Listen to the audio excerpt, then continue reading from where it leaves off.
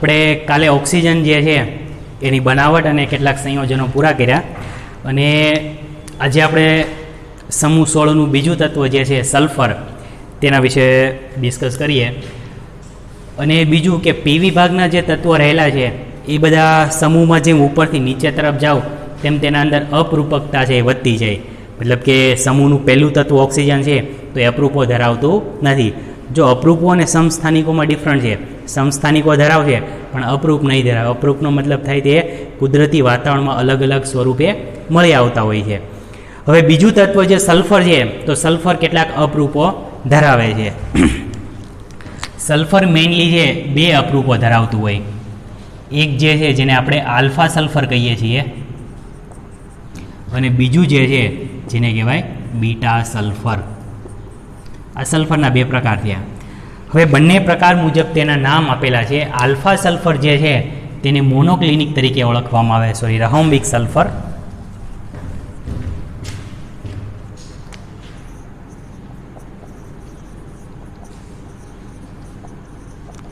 જ્યારે beta sulphur જે છે તેને કહેવાય મોનોક્લિનિક.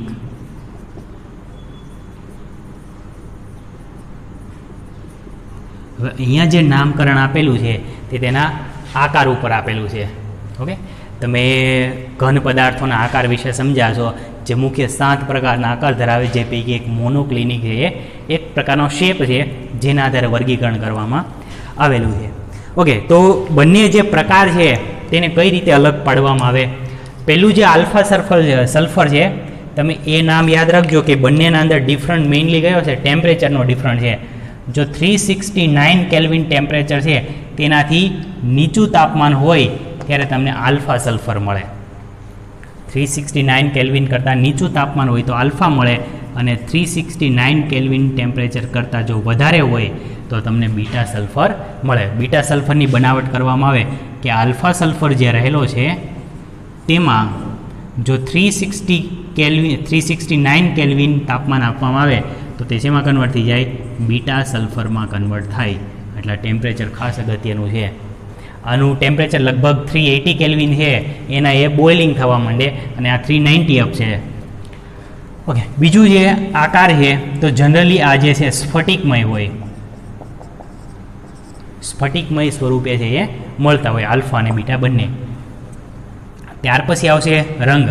તો એ આછા પીળા રંગનું સંયોજન હોય. આલ્ફા સલ્ફર આછો પીળો રંગ ધરાવે. અહીંયા પણ તમને આછો પીળો રંગ જ જોવા મળે. પણ ખાસ અગત્યનું એ છે કે આ જે હોય એ પારદર્શક હોય.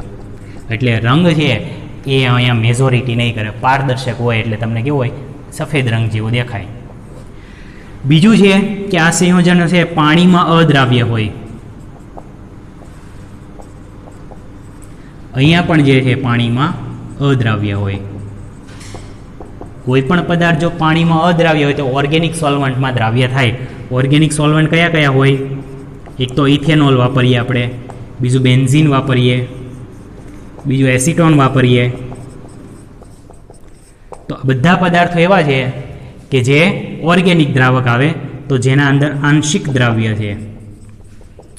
હજી આમાં પણ સંપૂર્ણ દ્રાવ્ય નથી, આંશિક દ્રાવ્ય છે. જ્યારે લાસ્ટ જે છે કોઈ પણ પદાર્થ જ્યારે ઓર્ગેનિક સોલ્વન્ટમાં પણ જો દ્રાવ્ય ન થતા હોય તો તે હંમેશા કાર્બન ડાયસલ્ફાઇડમાં દ્રાવ્ય થાય. આટલું યાદ રાખજો, CH2 કાર્બન ડાયસલ્ફાઇડમાં દ્રાવ્ય થશે. અહીંયા પણ એ કાર્બન ડાયસલ્ફાઇડમાં દ્રાવ્ય થાય. ઓકે, પાણીમાં અદ્રાવ્ય છે. પાણી કરતાં ઓર્ગેનિક સોલ્વન્ટની અંદર જે આવશે ઇથેનોલ આવશે, બેન્ઝીન આવે, મિથેનોલ આવે, એસિટોન આવે, ઘણા બધા દ્રાવક છે. જો એના અંદર આંશિક દ્રાવ્ય છે તો સંપૂર્ણ દ્રાવ્ય શેમાં થાય? કાર્બન ડાયસલ્ફાઇડમાં. કાર્બન ડાયસલ્ફાઇડ છે એ સૌથી સારામાં સારો દ્રાવક કહેવાય. ઓકે, તો આ મેઇનલી થયા આલ્ફા અને બીટા સલ્ફર જે છે તેનું વર્ગીકરણ. અહીંયા ડિફરન્ટ ખાસ યાદ રાખજો કે 369 કેલ્વિન તાપમાન કરતાં જો નીચું હોય તો આ જે તાપમાન જે છે તેને સંક્રાંતિ તાપમાન પણ કહેવામાં આવે. 369 કેલ્વિન તાપમાન છે આ બંને વચ્ચેનું સંક્રાંતિ તાપમાન. જો તેનાથી વધારે તાપમાન આપવામાં આવે તો તે બીટામાં કન્વર્ટ થાય અને તેનાથી ઓછું તાપમાન આપવામાં આવે તો શેમાં રહે? આલ્ફામાં રહે. એટલે આલ્ફા અને બીટા એકબીજામાં પરિવર્તન કરવું હોય તો આટલું ટેમ્પરેચર છે એ ઇમ્પોર્ટન્ટ છે. બીજું છે કે આ જે આલ્ફા અને જે બીટા સંયોજનો છે એ ખાસ કરીને બહુપરમાણવીય તરીકે અસ્તિત્વ ધરાવતા હોય.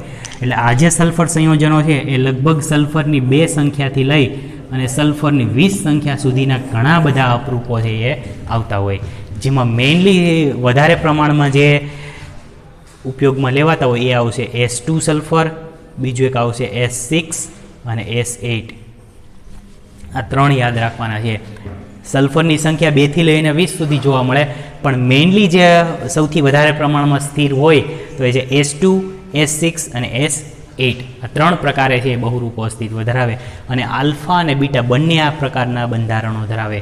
એવું નથી કે આલ્ફા સલ્ફર S6 ધરાવે અને બીટા S8 ધરાવે. બધા સંયોજનો આ પ્રકારનું બંધારણ ધરાવશે. આપણે કાલના લેક્ચરની અંદર એવું જોયું હતું કે O2 સંયોજન જે છે, O2 એ કેવું છે? અનુચુંબકીય છે.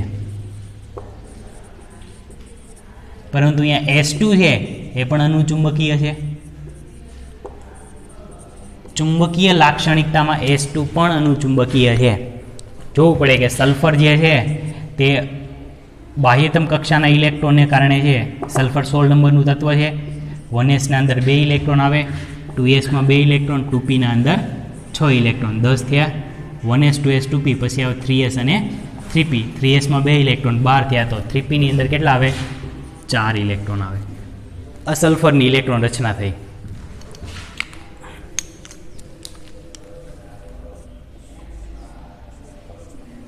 માં 2 ઇલેક્ટ્રોન, 3p માં 4 ઇલેક્ટ્રોન, 1 2 3 and 4. હવે તમે માની લો કે સલ્ફર જે છે તેને કેટલીક ઉર્જા આપવામાં આવે તો સલ્ફર છે પોતાના ઇલેક્ટ્રોનનું યુગ્મીકરણ કરે.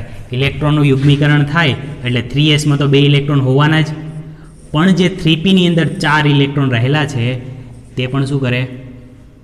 યુગ્મીકરણ કરે અને 4 ઇલેક્ટ્રોન ગોઠવાઈ જાય. તો અહીંયા એક પણ ઇલેક્ટ્રોન છે એ અબંધકારક નથી, મતલબ કે સિંગલ ઇલેક્ટ્રોન નથી. છતાં પણ સલ્ફર છે કેવું છે? અનુચુંબકીય. જો અહીંયા તમે મુજબ આકાર જુઓ તો અહીંયા જે છે તે પ્રતિચુંબકીય ચુંબકીય ગુણધર્મ ધરાવે. પ્રતિચુંબકીય છે તો અહીંયા તમને મળે અનુચુંબકીય મળે. એનું કારણ શું છે? એમોટી થિયરી, મોલેક્યુલર ઓર્બિટલ થિયરી જે છે તેના અંદર પાઈ સ્ટાર જે કક્ષક રહેલી છે, છેલ્લી કઈ છે? 3p.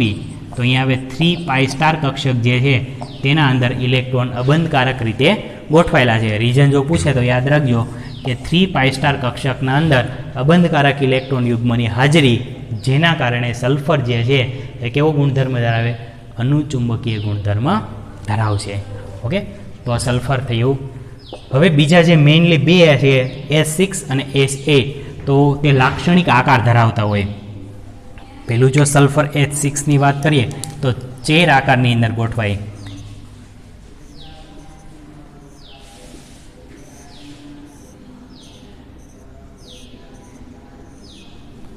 ચેર આકારની અંદર ગોઠવાય એટલે કે 6 સલ્ફરના પરમાણુ H6 તરીકે આ રીતે ગોઠવાય. હવે આપણને અહીંયા લાગે કે આ જે છે ચેર આકાર એટલે ઉપર અને કોણસ એટલે 90 ડિગ્રીનો બંધ એંગલ બને, પણ હકીકતમાં 90 ડિગ્રીનો બંધ એંગલ બનતો નથી. અહીંયા લગભગ 102 ડિગ્રી જેટલો બંધ ખૂણો છે એ બનતો હોય છે. હવે S8 સલ્ફર જે છે તો એ ક્રાઉન આકારથી ગોઠવાયેલું હોય, એટલે કે પેલું જે મુગટ આકાર હોય એના જેવી રચના બને.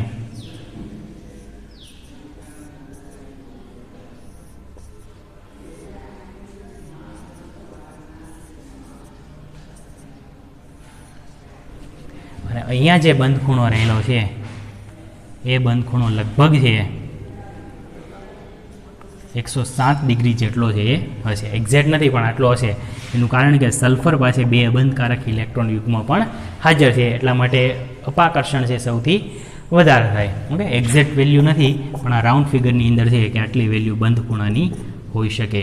તો આ સલ્ફરનો S8 સલ્ફર જે છે ક્રાઉન આકારથી ગોઠવાય અને H6 જે છે એ ગોઠવાય ચેર કન્ફર્મેશન મુજબ. આ થઈ ગયા 2 સલ્ફર. ઓકે, તો આ સલ્ફરના બહુરૂપો છે. હવે સલ્ફરના કેટલાક અગત્યના સંયોજનો જે છે આપણે આના અંદર જોવાના છે.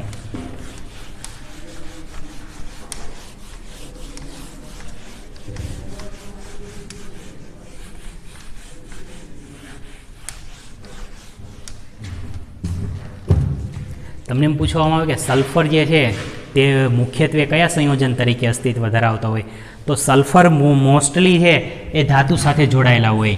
દાખલા તરીકે ક્યુપ્રસ સલ્ફાઇડ છે, એટલા માટે જ આને ચાલ્કોજન તરીકે ઓળખીએ છીએ આપણે. આ ઉપરાંત કેટલાક ધાતુ છે એના સલ્ફાઇડ તરીકે, પછી S-2, SH બાયસલ્ફાઇડ, SO3 -2 અને SO4 -2. એટલે સલ્ફેટ, સલ્ફાઇડ કે સલ્ફાઇડના ક્ષાર તરીકે મોટાભાગે સલ્ફર છે એ હાજર હોય છે. હવે તે પૈકી એક સંયોજન છે સલ્ફર ડાયોક્સાઇડ, SO2 વાયુ, જેની સાથે સલ્ફર સાથે 2 ઓક્સિજન પરમાણુ છે એ જોડાયેલા હોય. સલ્ફરના ઓક્સાઇડ પણ કહી શકાય, સલ્ફરના ડાયોક્સાઇડ.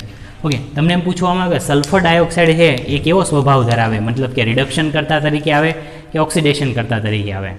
તો સલ્ફર ડાયોક્સાઇડ જે છે એ રિડક્શન કરતા તરીકેનો સ્વભાવ ધરાવે કે પછી ઓક્સિડેશન કરતા. અહીંયા સલ્ફર ડાયોક્સાઇડ જે છે તેનો ઓક્સિડેશન આંક કેટલો છે? સલ્ફરનો ઓક્સિડેશન આંક કેટલો છે? બોલો. બહુ સિમ્પલ સંયોજન છે. SO2 સલ્ફર છે તેની સાથે 2 ઓક્સિજન જોડાયેલા છે. સલ્ફર કરતાં ઓક્સિજનની વિદ્યુત ઋણતા વધારે હોય તો સલ્ફર પર ઓક્સિડેશન આંક કેટલો થાય? ઓક્સિડેશન આંક ગણતા નથી આવડતા?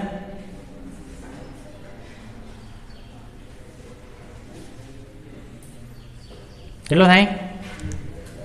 એક ઓક્સિજન પર કેટલો હોય? એક ઓક્સિજન પર -2 હોય તો 2 ઓક્સિજન પર કેટલો થાય? -4 થાય. હવે અહીંયા તટસ્થ પદાર્થ છે તો સલ્ફર પર કેટલો થાય? +4 થાય. SO2 જે છે એ જનરલી SO4 -2 માં કન્વર્ટ થાય. તો SO4 -2 જે રહેલું છે તો આના અંદર સલ્ફરનો ઓક્સિડેશન આંક કેટલો છે? કેટલો? એમ લોકોને ઓક્સિડેશન આંક નથી કાઉન્ટ કરતા આવડતા? જો ઓક્સિડેશન આંકની અંદર તફાવત નહીં ખબર પડે તો કેમ ખબર પડશે કંઈ ઓક્સિડેશન થયું કે રિડક્શન થયું? મેઇન કન્સેપ્ટ ઇનઓર્ગેનિકનો છે ઓક્સિડેશન અને રિડક્શન.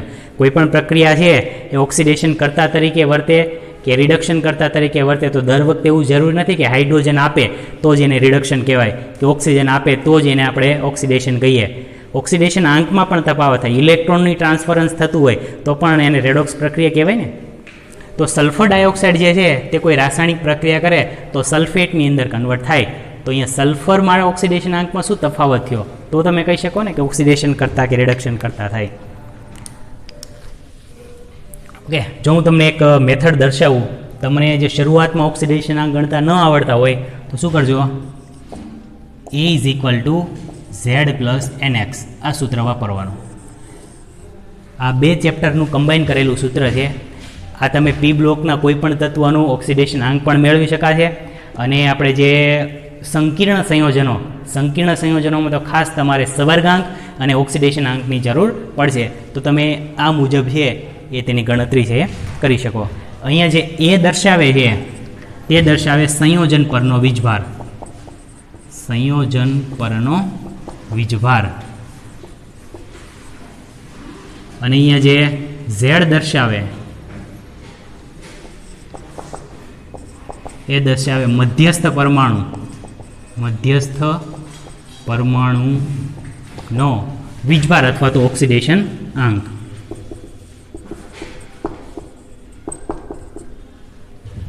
અને NX ધરાવે છે. N એટલે થાય નંબર ઓફ આયન અથવા તો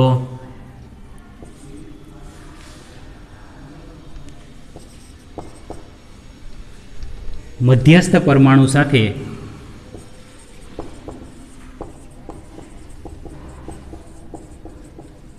જોડાયેલ પરમાણુની સંખ્યા. અને X જે છે તેનો વીજભાર થાય. X શું થશે? તેનો વીજભાર. ઓકે, હવે હું તમને એપ્લાય કરું કે કઈ રીતે એનો ઉપયોગ કરશો. A = Z + NX એનો મતલબ થાય સંયોજન પરનો વીજભાર. સંયોજન પરનો વીજભાર શું થાય? અહીંયા તમને ઓકે, આપણે પહેલાં SO2 નું ઉદાહરણ લઈએ. અહીંયા સંયોજન પર વીજભાર કેટલો છે? 0 છે ને. આખું સંયોજન છે તેના ઉપર વીજભાર 0 છે એટલે A બરાબર શું થાય? 0 થાય.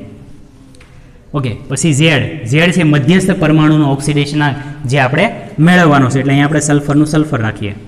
ત્યાર પછી છે NX, મતલબ કે મધ્યસ્થ પરમાણુ સાથે જોડાયેલા પરમાણુની સંખ્યા. તેની સાથે કેટલા પરમાણુ જોડાયેલા છે?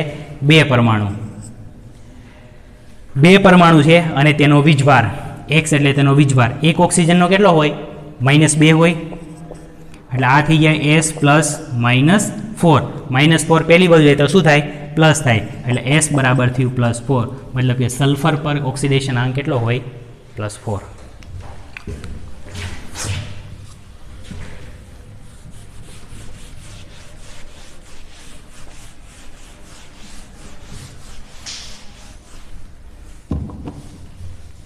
ઓકે, હવે અહીંયા જો SO4 - 2 ના અંદર SO4 - 2 ના અંદર આ ફોર્મ્યુલા એપ્લાય કરો તો તમને થશે, ઓકે બ્રાઇટનેસ દેખાય છે,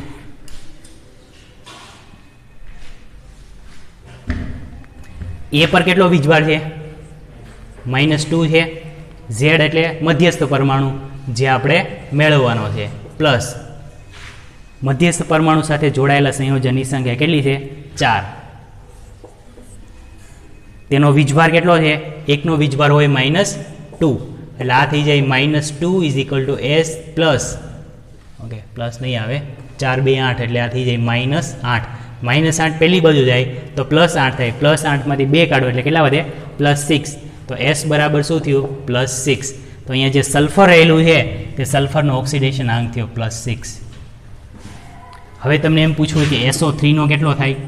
SO3 પર -2 હોય તો હવે તમારે આ ફોર્મ્યુલા એપ્લાય કરવાની જરૂર જ નહીં પડે, સીધું ખબર પડી જાય ને. અહીંયા શું 3 2 6, -6 છે, -6 પહેલી બાજુ આવે એટલે +6 થાય. +6 માંથી 2 જાય તો કેટલા વધે? +4. તો અહીંયા સલ્ફેટનો થાય +4. બરોબર છે? ઓકે, તો શું ડિફરન્સ શું થયો? +4 માંથી +6 માં કન્વર્ટ થયું. +4 માંથી +6 ના અંદર કન્વર્ટ થયું. હવે +4 માંથી +6 ની અંદર કન્વર્ટ થાય તો ઓક્સિડેશન આંકમાં શું થયું? વધારો થયો ને. ઓક્સિડેશન આંકમાં વધારો થયો હોય તો એને પ્રક્રિયા કઈ કહેવાય?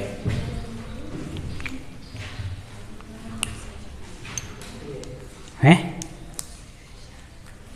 ઓકે, તો હજી થોડુંક સરળ કરીએ આપણે. કોઈ માની લો કે કોઈ એ પદાર્થ આપેલો છે જેની સાથે આપણે સલ્ફર ડાયોક્સાઇડની પ્રક્રિયા કરીએ છીએ. તો સલ્ફર ડાયોક્સાઇડ કોઈ એ સંયોજનમાંથી કોઈ અલગ સંયોજન બનાવે, માની લો કે AX પ્રકારનું સંયોજન બનાવી આપે છે અને સલ્ફર ડાયોક્સાઇડ છે એ SO4 - 2 માં કન્વર્ટ થાય. તો અહીંયા એવું કહી શકાય કે સલ્ફર ડાયોક્સાઇડ છે એ સલ્ફેટમાં કન્વર્ટ થયું, મતલબ કે +4 માંથી +6 માં કન્વર્ટ થયું. ઓક્સિડેશન આંકમાં શું થયો? વધારો થયો. ઓક્સિડેશન આંકમાં વધારો થાય તો તેને ઓક્સિડેશન પ્રક્રિયા કહેવાય. સાઈડમાં લખવું હોય તો લખી નાખજો, ઓક્સિડેશન. ઓક્સિડેશન આંકમાં જો વધારો થાય, તો તેને શું કહેવાય? ઓક્સિડેશન કહેવાય. અને જો ઓક્સિડેશન આંકમાં ઘટાડો થાય તો તેને કહેવાય રિડક્શન. ઓકે, ઓક્સિડેશન રિડક્શન પ્રક્રિયા થઈ. હવે અહીંયા સલ્ફર ડાયોક્સાઇડ જે છે સલ્ફેટ આયનની અંદર કન્વર્ટ થાય, મતલબ કે +4 માંથી +6 માં કન્વર્ટ થયું. ઓકે, હવે +4 માંથી +6 માં કન્વર્ટ થાય એટલે પ્રક્રિયા કઈ થઈ? ઓક્સિડેશન પ્રક્રિયા થઈ ને. ઓક્સિડેશન થયું કોનું? સલ્ફર ડાયોક્સાઇડનું થયું. સલ્ફર ડાયોક્સાઇડનું થયું તો આપેલા પદાર્થનું શું થયું હોય? રિડક્શન થયું હોય ને. એટલે આ જે સલ્ફર ડાયોક્સાઇડ જે છે તેને શું કહેવામાં આવે? રિડક્શન કરતા કહેવાય. જો પોતાનું ઓક્સિડેશન થયું મતલબ તે એ રિડક્શન કરતા થયો. ઓકે, શું યાદ રાખવાનું? જે પદાર્થ આપેલા પદાર્થનું ઓક્સિડેશન કરે પણ પોતાનું રિડક્શન કરે, અને બીજું આપેલા પદાર્થનું રિડક્શન કરે પોતાનું ઓક્સિડેશન કરે તો તેને શું કહેવાય? રિડક્શન કરતા. ઓક્સિડેશન કરતા રિડક્શન કરતામાં ખબર પડી? ઓકે, હવે SO2 માંથી SO4 - 2 માં કન્વર્ટ થયું, મતલબ કે +4 માંથી +6 ના અંદર કન્વર્ટ થયું. ઓક્સિડેશન આંકમાં શું થયું? વધારો. વધારો થાય એટલે શું થાય? ઓક્સિડેશન થાય. પોતાનું ઓક્સિડેશન થાય એને શું કહેવાય? રિડક્શન કરતા કહેવાય. તો સલ્ફર ડાયોક્સાઇડ કેવું છે? રિડક્શન કરતા છે. આપેલા પદાર્થનું રિડક્શન કરશે પણ પોતાનું ઓક્સિડેશન કરશે. ઓકે, તો હવે સલ્ફર ડાયોક્સાઇડની બનાવટ છે. સલ્ફર ડાયોક્સાઇડની મેઇનલી બનાવટ છે કોઈ પણ સલ્ફરયુક્ત પદાર્થ લેવાના. તમે ક્યુપ્રસ સલ્ફાઇડ લઈ લો, કોપર સલ્ફાઇડ લઈ લો, સલ્ફાઇડયુક્ત કોઈ પણ પદાર્થ હોય તેનું જો હવાની હાજરીમાં દહન કરવામાં આવે, થોડા પ્રમાણમાં ઉર્જા આપવાની. તો અહીંથી તમને મળશે સલ્ફર ડાયોક્સાઇડ. સલ્ફરનું સલ્ફર ડાયોક્સાઇડમાં કન્વર્ટ થાય.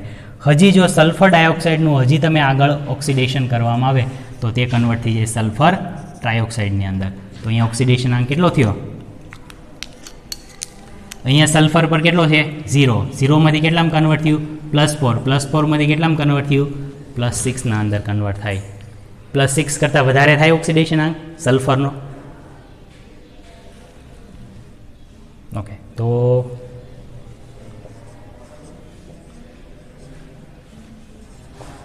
આમાં સલ્ફરનો ઓક્સિડેશન આંક કેટલો છે? H2S2O7.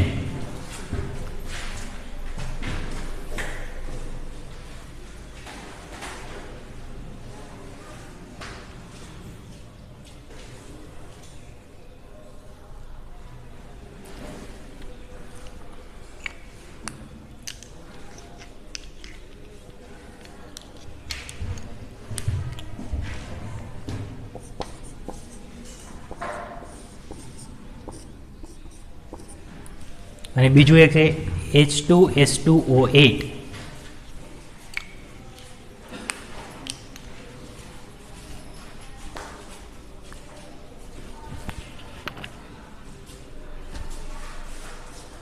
જો તમે હવામાં ગણતરી ન કરી શકતા હોય તો મેં તમને ફોર્મ્યુલા આપી એ ઉપયોગમાં કરજો, બરાબર?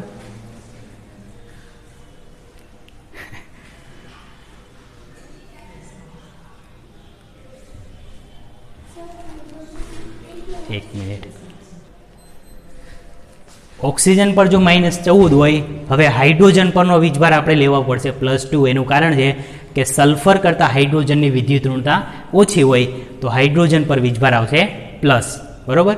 અહીંયા સલ્ફર છે એનું ઓક્સિડેશન કાઉન્ટ કરો એટલે -14માંથી 2 જાય એટલે કેટલા વધે? -12. -12 પહેલી બાજુ જાય તો કેટલા થાય? +12. +12 H2ના તો એક સલ્ફરના કેટલા થાય? +6 થાય. હવે જો H2S2O8 જે છે તો તમે એવું વિચારો કે ઓક્સિજન પર -2 હોય તો આ કેટલું થયું? 8 ને 2 8 દુ 16.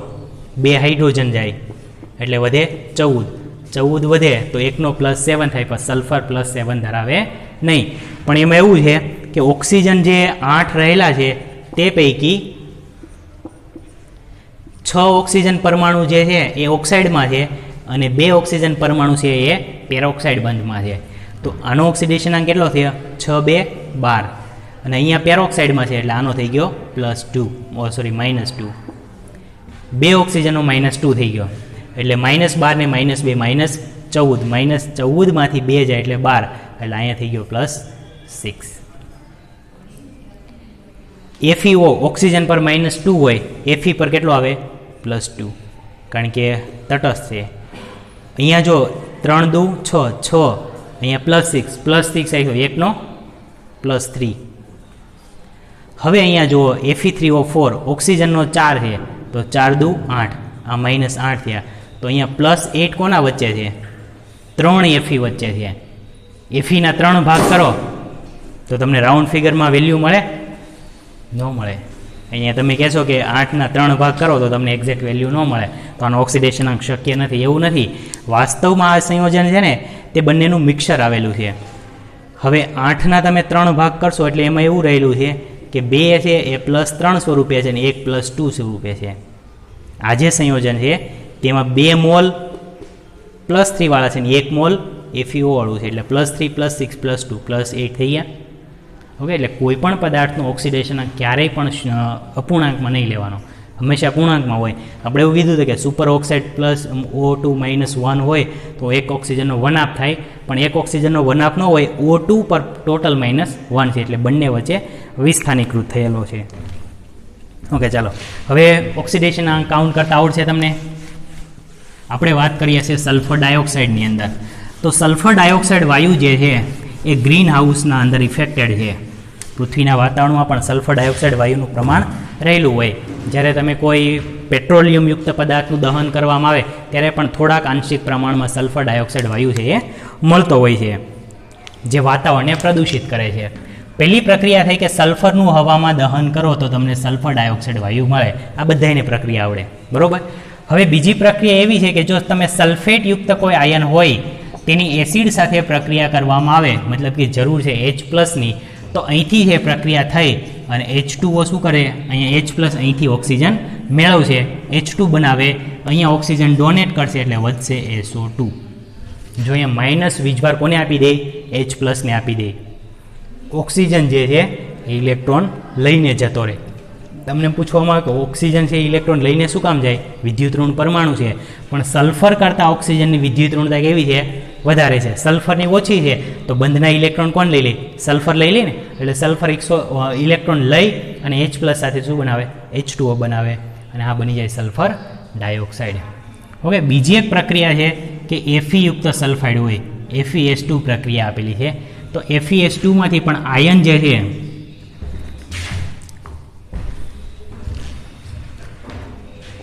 આવા પદાર્થનું જ્યારે દહન કરવામાં આવે, તમે આ જે પ્રક્રિયા છે તે વાત ભઠ્ઠીની અંદર કંઈક ભણેલા હશો કે કોઈ પણ લોખંડનું ઉત્પાદન કરવું હોય તો મેઇનલી આપણે આયન સલ્ફાઇડ નથી વાપરતા. એનું મુખ્ય કારણ એ છે કે આયન સલ્ફાઇડની અંદર જ્યારે તમે દહન કરો ત્યારે સલ્ફર ડાયોક્સાઇડ વાયુ ઉત્પન્ન થાય, અને આ સલ્ફર ડાયોક્સાઇડ વાયુ વાતાવરણની અંદર ભળે તો પ્રદૂષણ વધે, એટલે કે ગ્રીન હાઉસ ઇફેક્ટ થાય તો પૃથ્વીનું ટેમ્પરેચર વધતું જાય.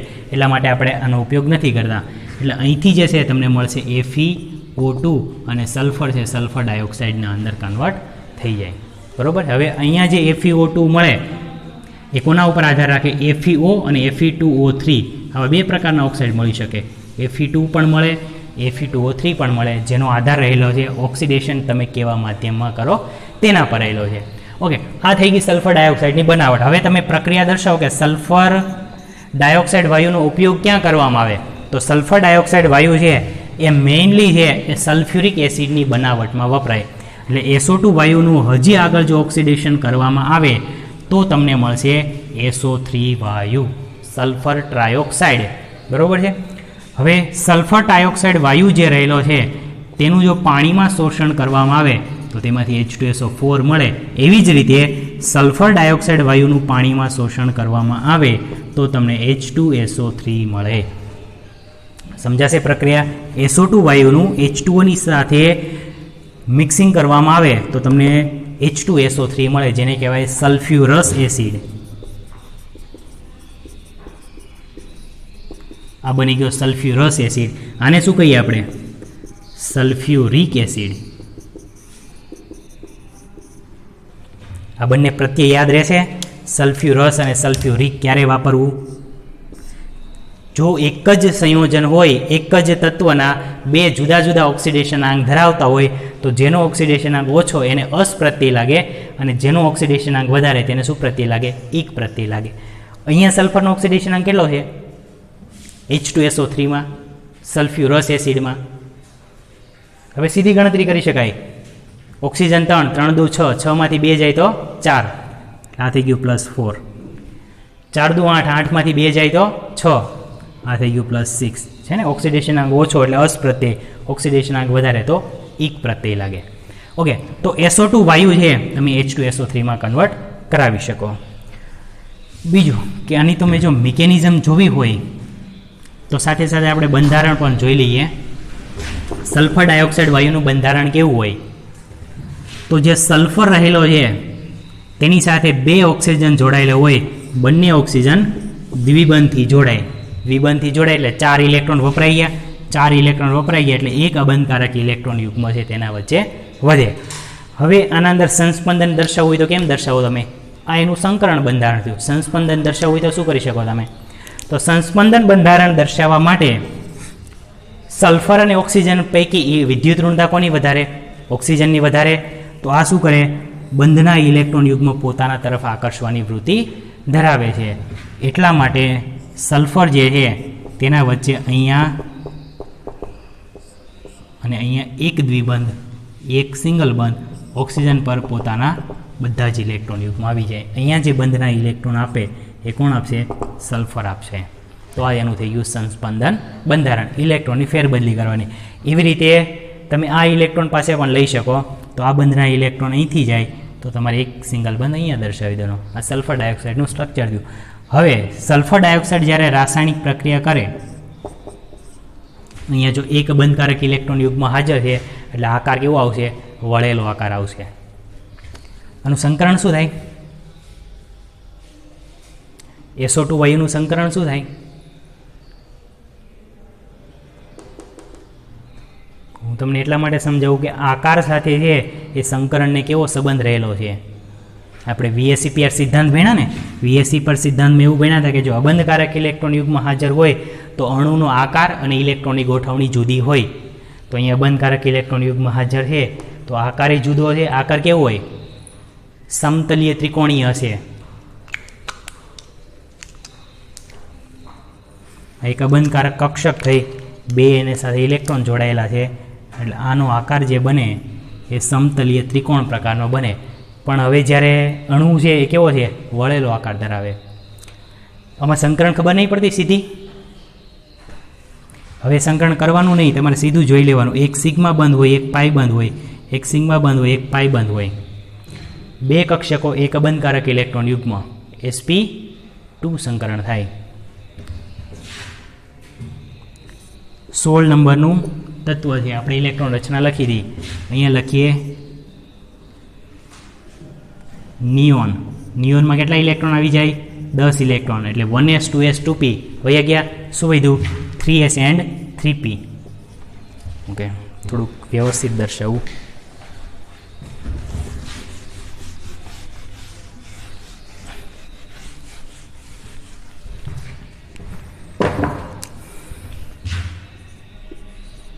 જો હજી સંકરણમાં ખબર ન પડતી હોય તો સંકરણ ખાસ સમજી લેજો. 3s અને 3p. 3sમાં 2 ઇલેક્ટ્રોન, 10 ને 2 12 ને pમાં 4 ઇલેક્ટ્રોન, 14 ઇલેક્ટ્રોન થયા. 1 2 3 એન્ડ 4. હવે આપણે ઓક્સિજન સાથે બંધ બનાવવાના છે, એટલે 4 બંધ બનાવે ઓક્સિજન. 4 બંધ બનાવે તો તમારે 4 અયુગ્મિત કક્ષકો હોવી જોઈએ. આપણી પાસે 2 જ અયુગ્મિત કક્ષક છે, એટલે શું કરશું? સલ્ફરને ઉર્જા આપશું. સલ્ફરને ઉર્જા આપીએ એટલે 3sના ઇલેક્ટ્રોન એમનામ રહેશે, પણ 3pનો એક ઇલેક્ટ્રોન જે છે તેના પછીની ખાલી કક્ષકમાં કન્વર્ટ થાય. ખાલી કક્ષક કઈ છે? 3D કક્ષક. 3D કક્ષક તો ઓલરેડી સાવ ખાલી જ છે, તો 3D કક્ષકમાં એક ઇલેક્ટ્રોન જતો રહે. તો કક્ષક 4 ખાલી થઈ ગઈ ને. 1 2 3 એન્ડ 4. હવે તમારે ઓક્સિજનના બંધ એના અંદર દર્શાવી દેવાના. એક ઓક્સિજન, બીજો પાઈ બંધ, એક ઓક્સિજન, બીજો પાઈ બંધ. એટલે આ સિગ્મા બંધ, આ સિગ્મા બંધ, આ પાઈ બંધ, આ પાઈ બંધ. સંકરણમાં પાઈ બંધનો ભાગ હોય નહીં. અબંધકારક ઇલેક્ટ્રોન યુગમાં ભાગ લે એટલે s અને p ની 2 કક્ષક. તો સંકરણ થઈ ગયું sp2. sp2 સંકરણ હોય તો તેનો આકાર કેવો હોય? સમતલીય ત્રિકોણ હોય. સમતલીય ત્રિકોણ હોય તો વચ્ચેના બંધ ખૂણા કેટલા હોય? 120 ડિગ્રીના હોય. અહીંયા બંધ ખૂણો 120 ડિગ્રીનો દેખાય નથી દેખાતો. આકાર વળેલો છે. આકાર વળેલો છે એટલે આ બંધ ખૂણો છે 101 ડિગ્રીની આજુબાજુ છે. ઓકે, 101 ડિગ્રી નહીં પણ 111 ડિગ્રીની આજુબાજુનો બંધ ખૂણો છે એ હોય. એનું કારણ શું છે? અબંધકારક ઇલેક્ટ્રોન યુગમાં આવે એટલે આના વચ્ચે અપાકર્ષણની માત્રા વધે. અપાકર્ષણ વધે તો બંધ ખૂણો નાનો થાય. એટલે હોવો જોઈએ 120 ડિગ્રી, પણ છે કેટલો? 111 પોઈન્ટની આજુબાજુ છે. ઓકે, તો સંકરણ યાદ રાખજો ખાસ. સમજાણું? સલ્ફર ડાયોક્સાઇડ છે એ સલ્ફ્યુરસ એસિડના અંદર છે કન્વર્ટ થાય. આ પ્રક્રિયા સમજવી હોય તમારે. પાણી શું ધરાવે? H and OH.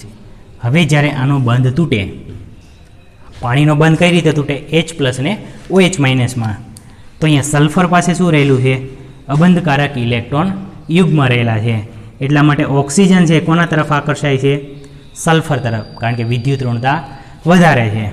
સલ્ફ્યુરસ એસિડના અંદર એવું બને કે સલ્ફરની સાથે એક અબંધકારક ઇલેક્ટ્રોન યુગમાં હોય, એક OH ગ્રુપ હોય, એક OH ગ્રુપ હોય, અને હજી એક હાઇડ્રોજન. અહીંયા જે હાઇડ્રોજન વધે એ પણ કોની સાથે જોડાય? આના સાથે. હવે ઓક્સિજન અને સલ્ફર જે બંધ બનાવે એમાં બંધના ઇલેક્ટ્રોન તો ઓક્સિજન આપશે, આના ઇલેક્ટ્રોન યુગમાં તેમના તેમ રહેશે. પણ હાઇડ્રોજન પાસે ઇલેક્ટ્રોન નથી તો આના ઇલેક્ટ્રોન વાપરશે અને તેમાંથી બનાવે સલ્ફ્યુરસ એસિડ. તમને પૂછવામાં આવે કે સલ્ફ્યુરસ એસિડ કેવો પ્રોટિક એસિડ છે? તો એ આવશે ડાયપ્રોટિક અથવા તો દ્વિબેઝિક એસિડ કહેવાય. એટલે 2 પ્રોટોનનું ડોનેટ કરવાની ક્ષમતા ધરાવે એટલે શું કહેવાય? ને દ્વિબેઝિક એસિડ કહેવામાં આવે. ઓકે, ચાલો તો અહીંયા સુધી આપણે રાખીશું. આના પછીનું આગળ છે એ રાખશું. બરાબર.